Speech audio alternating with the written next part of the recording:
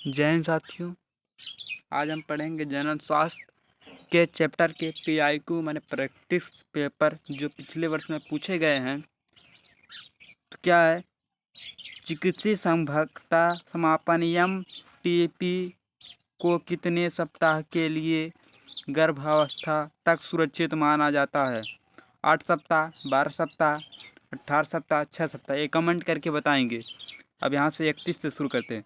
गर्भ निरोधक के संबंध में निम्नलिखित में से कौन सा विचार कीजिए और उनके आगे पीछे जा रहे प्रश्नों को उत्तर दीजिए। इसमें क्या सही देना है उत्तर? इसमें सही उत्तर देना है जिनमें A, B, C, D 4 column दिए हैं।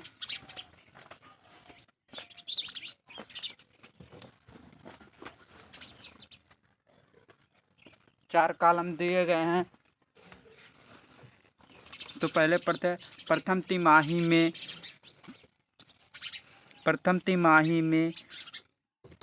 तिमाही में चिकित्सीय संभाव्यता MTP निरपद खतरे से बाहर होता है, सही है। दूसरा, जब तक माँ अपने शिशु को 2 वर्ष तक स्तनपान कराती रहती है तब तक गर्भधारण की संभव नहीं है। या माता अगर जब तक 6 महीने तक बच्चे के स्तनपान कराएगी तब तक ले गर्भधारण नहीं होगा। 2 वर्ष ये तो गलत है। कापर्टिक जैसी अंतरागर्भाशय युक्ति कारगर गर्भ निरोधक होता है।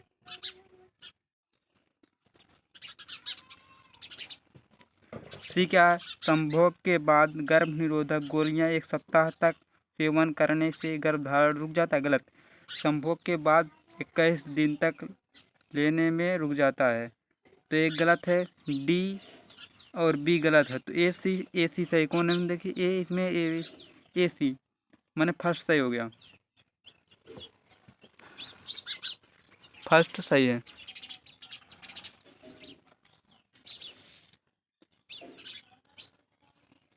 बत्तीस, इतिज रोग किसके द्वारा संचित होता है? रोगाणु रहित सुइयों के उपयोग से, B संक्रामक व्यक्ति के रक्त चढ़ाने से,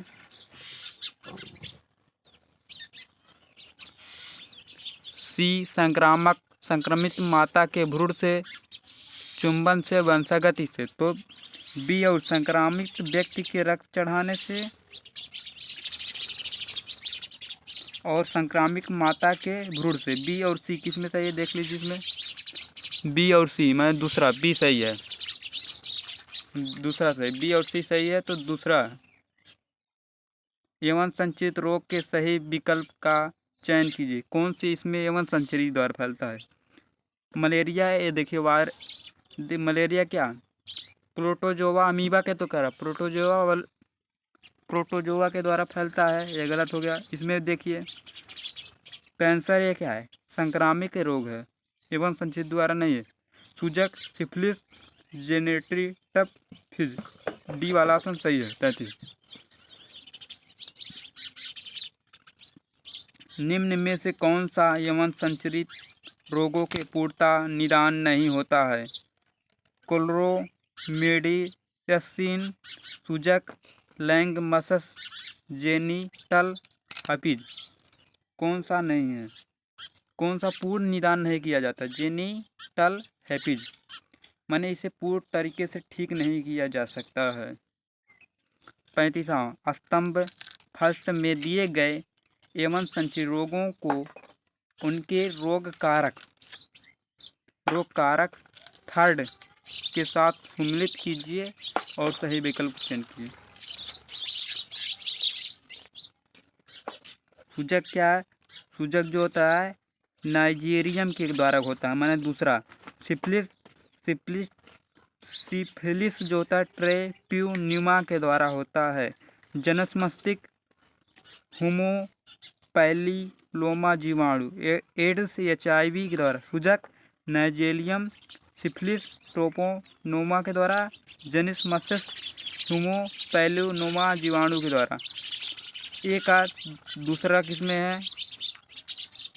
इसमें, और सी का थर्ड, इसमें सी का थर्ड, डी का फर्स्ट। देखिए ये वाला ऑप्शन सही हो। 36 का 35 का ए। निम्नलिखित में से कौन सा एवं संचित रोग नहीं है? एड्स है, ट्राइकोमोनासिरा है, एलिफैटिस है, सिफिलिस है, तो कौन नहीं है? ट्राइकोमोनास भी यौन संचित रोग है, सिफिलिस भी है। इसे HIV का, एड्स का क्या नाम होता है? Acquired immunodeficiency syndrome. B वाला सही है, एफेनिलाइसिस।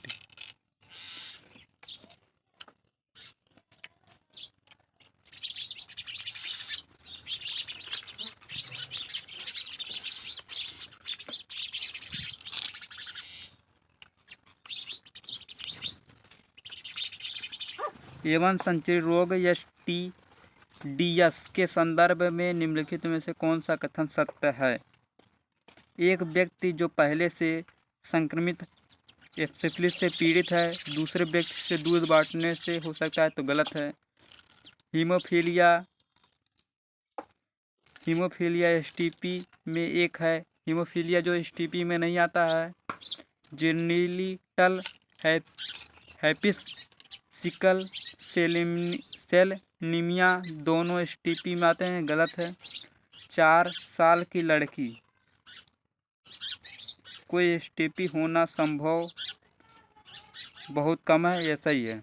4 से 5 साल की लड़की को यौन संचित रोग होना बहुत कम संभव है।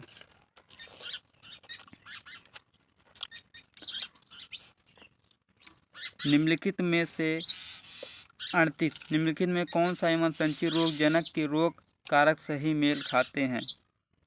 सिफिलिस, ट्रोपिनोमा पैल्सुमा, गोनेरिया, एंटामीबा हिस्टिका, तो गलत है। थियोस्टिक बैसिलस यूरोसिस, सेप्टमोयर बैसिलस ब्रिम्बस, सिफिलिस ट्रैपिनोमा पैलिडम के द्वारा होता है।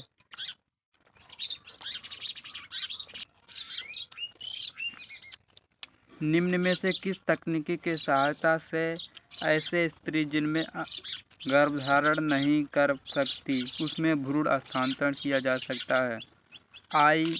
IFT के द्वारा या ZFT के द्वारा, BICSI के द्वारा, ZIFT के द्वारा? ZIFT IUD के द्वारा होता है। गर्भधारण जब इसमें नहीं हो सकता तो यही दोनों क्रिया अपनाई जाती है। 40वां, एक दंपति जिनके पुरुषों के गर्भधारण की शुक्राणु की संख्या बहुत कम है, उसके निषेचन के लिए कौन सी तकनीकी उचित होगा? अंतःगर्भाशय स्थानांतरण, गैमिट इंट्राफैलोपियन ट्रांसफर, ये तो महिलाओं में कृत्रिम व्यंसेचन, अंतराकोशीय शुक्राणु विक्षेपण। तो सी कृत्रिम विरसेचन और अंतःकोशिका शुक्राणु निक्षेपण, ये दोनों क्रिया हो सकती है इसमें। अंतःपात्र निषेचन के द्वारा निर्मित 16 से अधिक कोरखंड ब्लास्टोमियर, कोरखंड को क्या कहते हैं? ब्लास्टोमियर वाले भ्रूण की स्थानांतरित किया जाता है। झालर में, गर्भाशय में, ग्रीवा में, फैलोपियन नलिका में, किस में किया जाता है? तो गर्भाशय में किया जाता है। 16 खंड ब्लास्टोमियर कहाँ किया जाता है? गर्भाशय में। एक निसंतान दंपति ZIFT नामक तकनीकी के जरिए से, जिनके लड़के नहीं हैं, कौन सी तकनीकी? GIFT तकनीकी से के जरिए से बच्चे प्राप्त करने की मदद की जा सकती है। इस तकनीकी का पूरा नाम क्या है? मैंने पूरा नाम क्या, फुल फॉर्म क्या, इसका बताना है।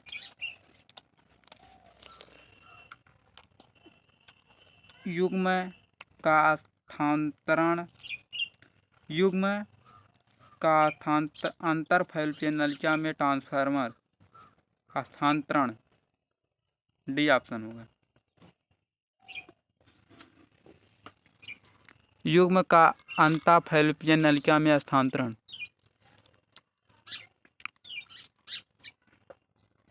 सहायक जनन प्रौद्योगिकी IVF के अंतर्गत किसका स्थानांतरण होता है?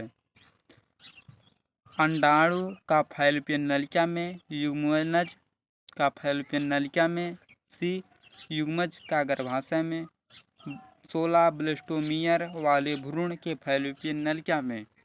किसका होता है?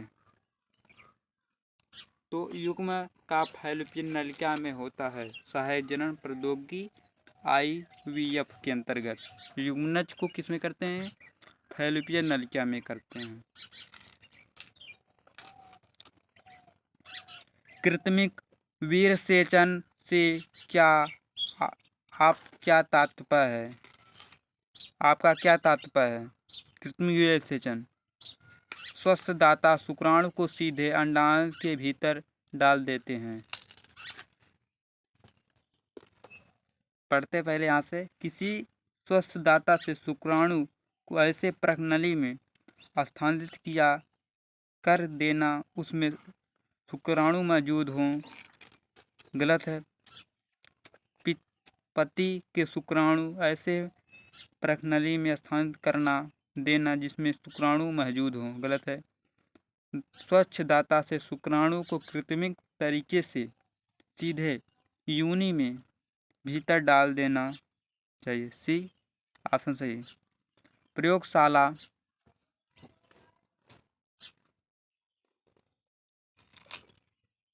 प्रयोगशाला में अंडाणु को कृत्रिम निषेचन के बाद गर्भाशय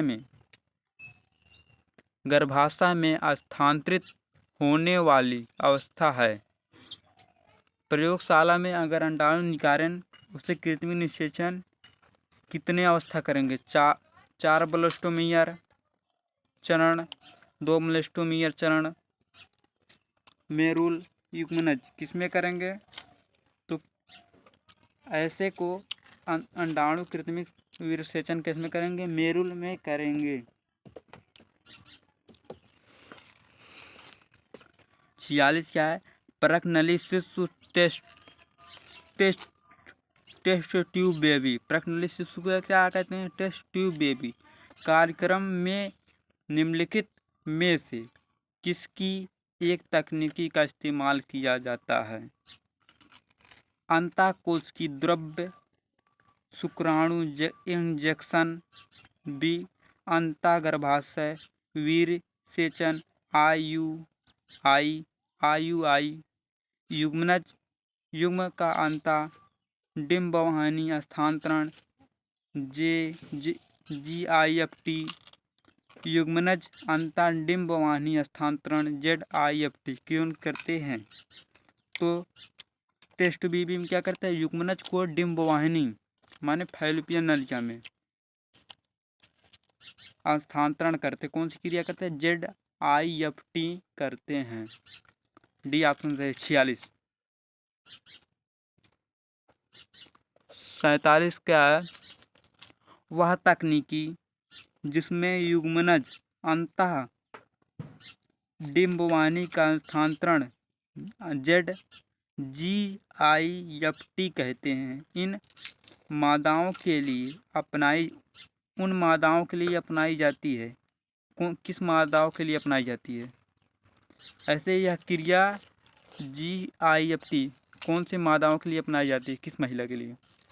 जिसमें निषेचन के लिए उपयुक्त वातावरण प्रदान नहीं कर सकती, बी जो शुक्राणु उत्पन्न नहीं कर सकती, सी उनके गर्भाशय में गर्भ नहीं रह सकता, सी ग्रीवा नलिका शुक्राणु परिवहन के लिए बहुत सक्रिय है, माने पतील है।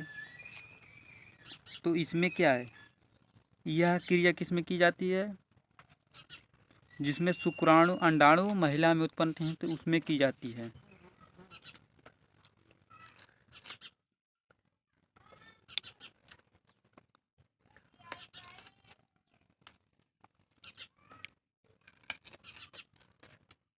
निम्नलिखित में से किस से पात्र निषेचन की विधि में फैलोपियन नलिका में स्थानांतरित किया जाता है। अंतः पात्र निषेचन विधि में फैलोपियन नलिका में किसमें स्थानांतरित किया जाता है,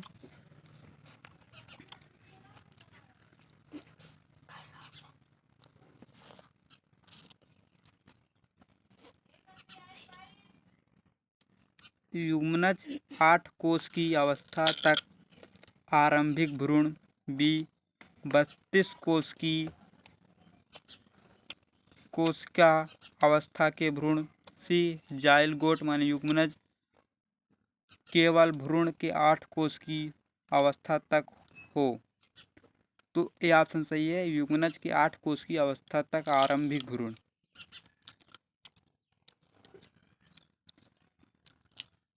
प्रखनली शिशु का अर्थ एक ऐसे शिशु का जन्म लेना है, इसको बताना है अर्थ क्या है क्या, जिनमें जिसका प्रावधान एक नालिका में किया गया हो, बी जिसका प्रावधान ऊतक संवर्धन विधि के द्वारा किया हो, सी जिसमें अंडाणु शरीर से बाहर निषेचित कराया गया हो और उसके बाद गर्भाशय में आरोपित किया जाए, यही सही है। 49 का प्रखनली शिशु का अर्थ एक ऐसे शिशु का जन्म लेना है, यही सही है, इसका अर्थ ही है।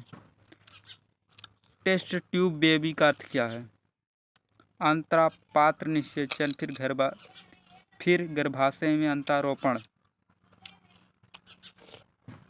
टेस्ट बेबी का अर्थ क्या है, अंतापात्र निषेचन फिर गर्भाशय में रोपण। टेस्ट ट्यूब बेबी के संदर्भ में निम्नलिखित में से कौन सी कथन सही है,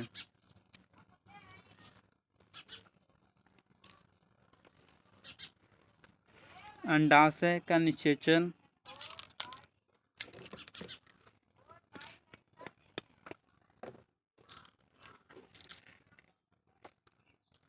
टेस्ट बेबी के संदर्भ में निम्नलिखित में से कौन सा कथन है। लाइक कमेंट शेयर जरूर करें और दूसरे भी बच्चों को लगे भेजे। और इसमें आपको 51 बताना है, हमने जो 20 प्रश्न आपने बहुत चैनल पे 1 घंटा में 20 प्रश्न यही बताते हैं, तो हम आपकी टाइम देखते हुए 20 मिनट में ही आपको बता दें। और दूसरों लोगों को भेजें, कमेंट करें, लाइक करें।